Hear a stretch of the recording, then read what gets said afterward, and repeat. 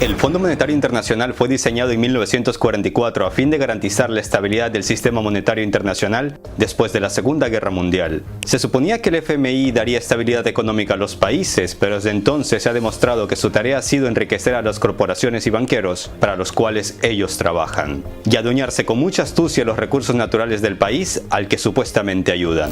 A finales de la década de 1980, un país europeo logró pagar su multimillonaria deuda al FMI y a otros prestamistas occidentales. Como resultado, su líder fue juzgado en dudosas condiciones y fusilado junto a su esposa. Tras haber pagado todos sus préstamos y haberse instaurado el salvador capitalismo, en la actualidad la deuda de esta nación supera los 100.000 millones de dólares y es uno de los países más pobres del bloque europeo. Esto sin contar cómo las corporaciones extranjeras han estado saqueando todos sus recursos. En el mundo de los créditos existe una regla no escrita. Los banqueros la conocen perfectamente. Es mejor si tu cliente no puede pagar el crédito en los plazos y fechas establecidos, ya que en este caso el banquero o el prestamista tienen derecho a quedarse con la garantía. Y la garantía es, digamos, mucho más sabrosa que ese dinero con porcentaje que puede recibir si el deudor paga el crédito según estaba establecido. ¿Aún eres testigo de cómo las empresas extranjeras hacen y deshacen en tu país? Privatizan los recursos y se los llevan casi que regalados.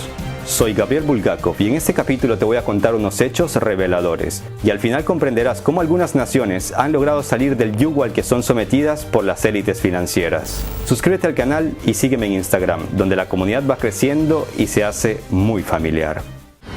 El Imperio del Mal y los amos del mundo.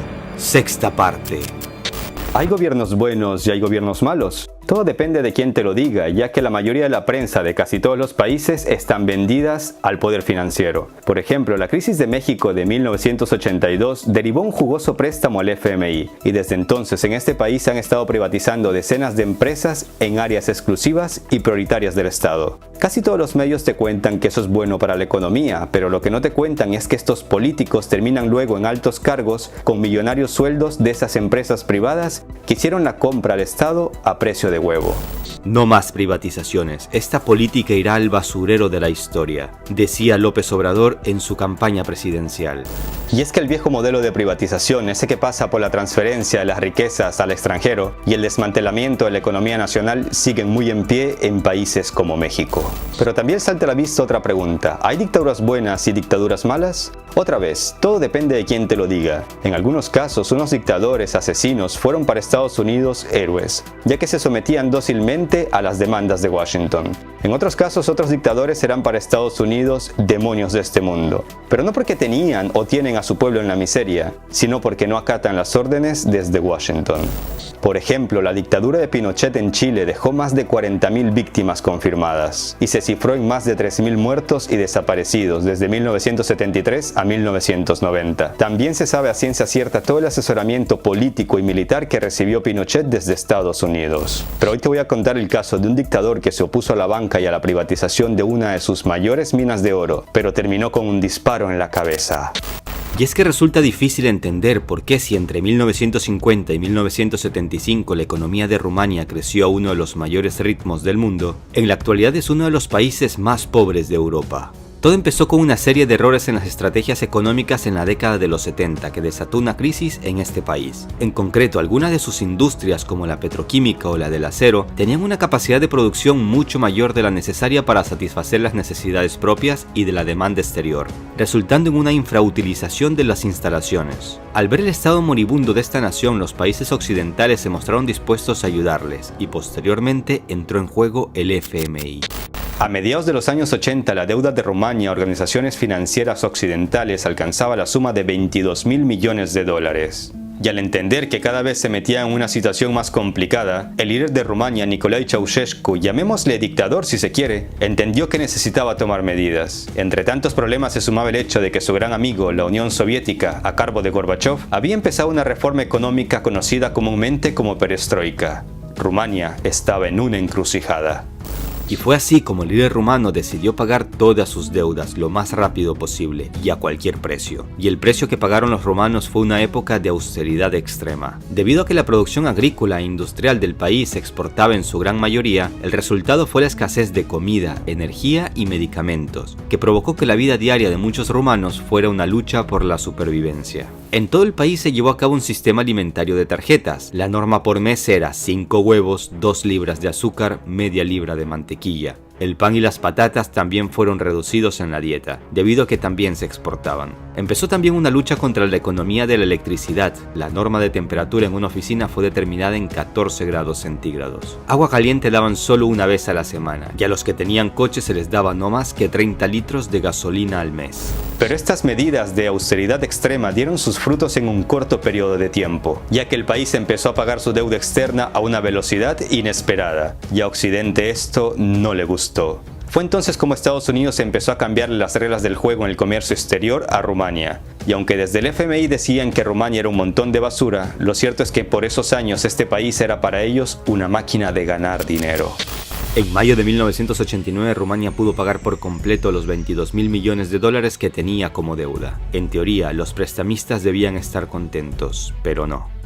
En el mundo de los créditos existe una regla no escrita. Los banqueros la conocen perfectamente. Es mejor si tu cliente no puede pagar el crédito en los plazos y fechas establecidos, ya que en este caso el banquero o el prestamista tienen derecho a quedarse con la garantía. Y la garantía es, digamos, mucho más sabrosa que ese dinero con porcentaje que puede recibir si el deudor paga el crédito según estaba establecido.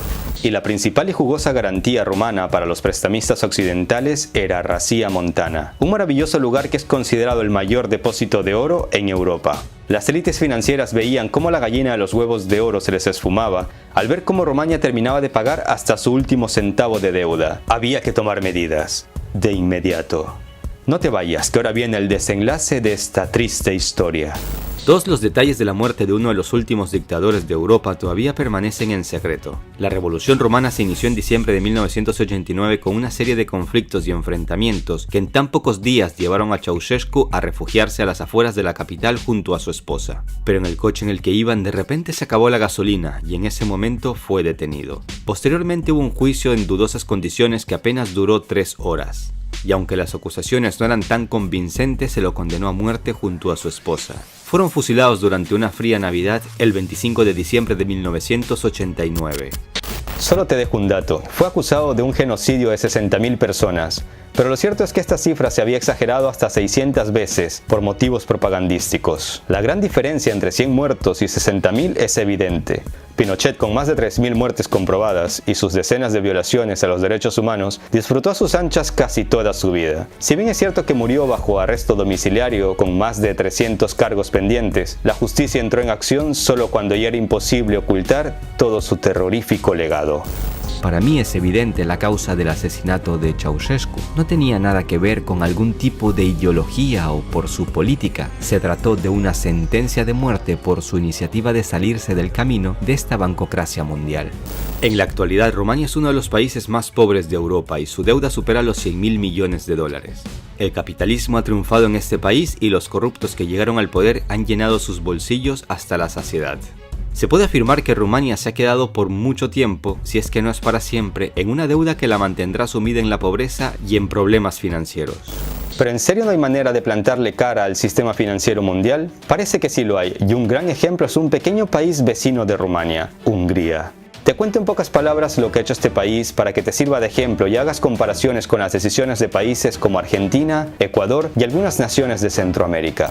Hungría en el 2008 entró en una crisis de la que no veía otra salida más que endeudarse con el FMI. Y recibió un enorme crédito, pero claro, con una serie de condiciones que no beneficiaban directamente a su pueblo. 2 años más tarde, la economía del país prácticamente estaba en manos de corporaciones extranjeras. El 60-70% del PBI era producido por empresas que estaban regidas por capital extranjero en su totalidad o casi por completo. El 80% del sector bancario de Hungría pertenecía al capital extranjero. Si hasta hace poco Hungría era un país agrario, tras la crisis empezó a depender de la importación de productos alimenticios. Pero esto empezó a cambiar cuando Viktor Orbán llegó al poder. Una de sus primeras medidas fue quitarle autonomía al Banco Central, algo que no agradó mucho a la élite financiera mundial. Hungría rechazó tomar nuevos créditos y empezó a orientarse en los recursos nacionales para levantar al país, y entonces entendió que su país puede zafarse de los fuertes abrazos occidentales a los que estaba sometido si miraba hacia otro lado, hacia Rusia. Desde que este hombre llegó al poder ha exhibido su amistad con Putin mientras recibe críticas desde el seno de la Unión Europea. Pero las críticas es lo que menos importa si sabes que vas por el buen camino. En 2013 Hungría hacía lo inesperado, cierra la oficina del FMI en Budapest. Teniendo en cuenta que el acuerdo financiero con el FMI está a punto de ser completado, hemos llegado a la conclusión de que no es necesario mantener la oficina de representación residente del fondo en Budapest, señalaba el director del Banco Central de Hungría. En marzo de 2016 Hungría pagó toda su deuda y empezaron a celebrar lo que llamaron una independencia financiera. Pero si ha pagado sus deudas y el país se recupera económicamente porque ha recibido críticas desde Estados Unidos, de la canciller alemana Angela Merkel o desde la Comisión Europea, pues todo parece demostrar que estos líderes están de parte de la banca y solo buscan mantener ese status quo en el mundo. Ahora parece que te ha quedado claro cómo la élite financiera de Estados Unidos usa estos organismos como el FMI para que Estados Unidos siga siendo la primera economía del planeta y para que el dólar siga teniendo ese estatus mundial como lo tiene desde 1944. El FMI juega un papel importante para sus principales beneficiarios, los bancos, al destruir la economía de un país. Y cuando un país está destruido económicamente, empiezan a llegar salvadores extranjeros que compran los activos del país por centavos de dólares. Y así luego toman el control de la economía y se adueñan de sus procesos financieros. Se puede decir que el FMI es el responsable de tender la alfombra roja por el que pronto empiezan a caminar las élites financieras. Volviendo al tema del FMI, parece que el fondo está siendo más sincero, mostrando su tendencia a fomentar las tasas de interés negativas. El mundo tiene una deuda de 220 o 230 billones. Y esta deuda ha sido el modus operandi de referencia para que los bancos se rescataran a sí mismos, contribuyendo a que los bancos centrales endeudasen al mundo, para evitar que estos bancos tuviesen que declararse insolventes. Un gran ejemplo de esto es el Deutsche Bank. Pero es que incluso a este nivel ya no les queda de dónde sacar. No pueden sacar a flote 100 o 150 billones más de deuda para poder mantener a estos bancos a flote. Así que tienen que sacar el dinero de las cuentas bancarias de la gente. Eso es lo que son las tasas de interés negativas. Hola, mire, le hemos quitado dinero de su cuenta porque el banco necesita aparentar que no es insolvente. Que tenga un buen día. Y seguirán alimentando cada vez más ese agujero negro de deuda sin fin. No hay nada que pueda pararlos, ni comprobaciones de cuentas, ni políticas económicas, ni leyes, nada los puede detener.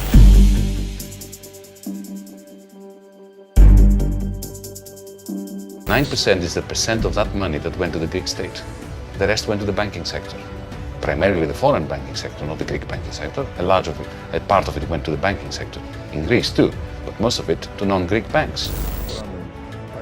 Se puede decir que el FMI es el responsable de tender la alfombra roja por el que pronto empiezan a caminar las élites financieras. Soy Gabriel Bulgakov y en el siguiente capítulo hablaremos de oro, de mucho oro, pero también de engaño, de mucho engaño, estafa y corrupción. Suscríbete al canal para que no te pierdas los siguientes capítulos. Dale like al video para poder llegar a más gente y déjame tus comentarios. Tu opinión me interesa. Si no te ha gustado el video, te invito a darle dislike para también llegar a más gente. Recuerda que me puedes seguir en Instagram. Me encontrarás como Gabriel Bulgakov. Hagan el bien sin mirar a quién. Un abrazo a todos. Hasta la próxima.